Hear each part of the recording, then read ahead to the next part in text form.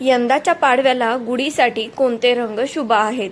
गुढी उभारताना तिला नेसवल्या जाणाऱ्या साडीचा किंवा वस्त्राचा रंग केवळ सौंदर्यासाठी नसतो, तर त्या पाठीमागे आध्यात्मिक आणि शास्त्रीय कारणं सुद्धा असतात. पंचांग आणि भारतीय संस्कृतीनुसार यावर्षी म्हणजे 2026ला गुढीसाठी कोणते रंग शुभ आहेत आणि त्या रंगांचं काय महत्त्व आहे? पहिला म्हणजे गडद पिवळा किंवा केशरी रंग. हा रंगांचा राजा मानला जातो. हे रंग ज्ञान, वैराग्य आणि शुद्धतेचं प्रतीक आहेत. गुढीला ब्रह्मध्वज असेही म्हणतात. ब्रह्मदेवाचे तेज आणि सृष्टीची निर्मिती याचं प्रतीक म्हणजे पिवळा रंग, कारण पिवळा रंग सात्विकता वाढवतो. अध्यात्मता हा रंग गुरुग्रहाशी संबंधित आहे, जो सुख आणि बुद्धी देणारा मानला जातो.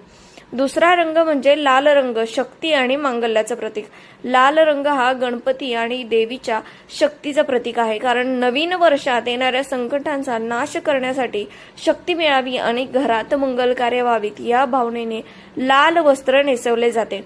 हिरवा रंग भरभराट आणि आरोग्य. गुढीपाडवा हा सण वसंत ऋतूच्या आगमनाशी जोडलेला आहे. हिरवा रंग डोळ्यांना शांतता देतो आणि मनाला प्रसन्न ठेवतो. हा रंग घरामध्ये धनधान्याची कमतरता भासू नये या समृद्धीच्या इच्छेचं प्रतीक मानलं जातं. चौथा रंग म्हणजे पांढरा रंग. काही ठिकाणी बघा पांढरा रंग सुद्धा म्हणजे गुढीसाठी वापरला जातो. पांढऱ्या रंगाची साडी सुद्धा गुढीला नेसवली जाते. असे तुम्हाला कलर जे आहेत म्हणजे जे साड्यांचे रंग आहेत ते तुम्ही वापरू शकता. जर तुमच्याकडे साडी नसेल तर तुम्ही ब्लाउज पिसाचा सुद्धा वापर करू शकता. आता गुढी उभारताना कोणत्या गोष्टींची काळजी घ्यायची? शक्यतो गुढीला नेसवले जाणारे वस्त्र नवीन पाहिजे, सुती किंवा रेशमी असावं. गुढीला शक्यतो भरजरी काठ असलेली साडी, खण किंवा पैठणीचं आपण म्हणतो बघा तशी वापरायची, ज्यामुळे गुढीला राजस रूप प्राप्त होईल. सौंदर्याने गुढी तुमची खुलखुलून दिसेल, खिलखिलून दिसेल. गुढीला कधीही काळ्या रंगाचे वस्त्र नेसवू नये. निषिद्ध रंग आहे हा. काळा रंग हा अशुभ आणि नकारात्मकतेचं प्रतीक असतो. त्याच्यामुळे गुढीला काळ्या रंगाचं वस्त्र, काळ्या रंगाची साडी अजिबात नेसवायची नाही. सात्विक रंगांना पिवळा, केशरी, लाल प्राधान्य दिल्यास वातावरणात सकारात्मक ऊर्जेचं प्रक्षेपण अधिक होतं.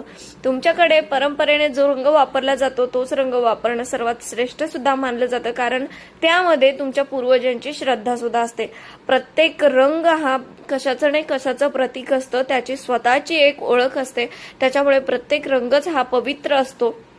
तर तुम्ही कोणताही रंग वापरू शकता. फक्त या सांगितलेल्या रंगापैकी यावर्षी हे शुभ रंग आहेत. तर तुम्ही कोणता रंग वापरणार आहात ते मला कमेंटमध्ये सांगा.